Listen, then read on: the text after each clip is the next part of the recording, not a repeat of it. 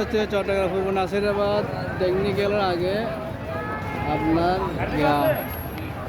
হসপিটালের পাশে Anwara dresses limited. এখানে 3 মাসের আজকে শ্রমিকদের স্যালারি দেওয়া হচ্ছে না। 3 মাস শ্রমিকদের কোনো স্যালারি নেই, এই জন্য শ্রমিকরা আজকে বাধ্য হয়ে রোডে আসছে তাদের স্যালারি এবং দাবি আদায় করার জন্য। সুতরাং এই হচ্ছে আমাদের দেশের বর্তমান পরিস্থিতি, গার্মেন্টস সেক্টর মানুষের জীবনের অবস্থা। মানুষ মাঠের হয়ে পড়ে আছে।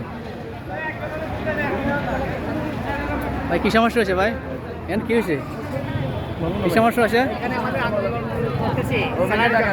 আজকে কয় মাস স্যালারি পান না? আমরা 2 মাস, আজকে 2 দিন হচ্ছে, একদিনও টাকা আজকে 2 মাস 10 দিন, একদিন স্যালারি হয় নাই। সেম কাহিনী, মালিক পক্ষ থেকে কোনো সারা নাই। মালিকের মতনই আছে।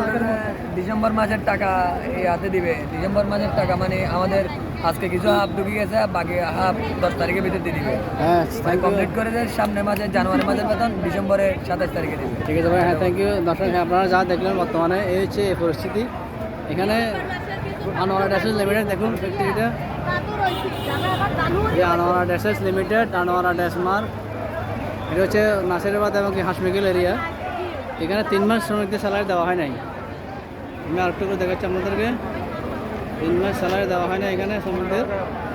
আজকে সমস্ত রাস্তাঘাট বন্ধ, বাজিদের সাথে মৃত্যুর সাথে সমস্ত রাস্তাঘাট বন্ধ। এখানে আন্দোলন সবাই হচ্ছে বর্তমান অবস্থা।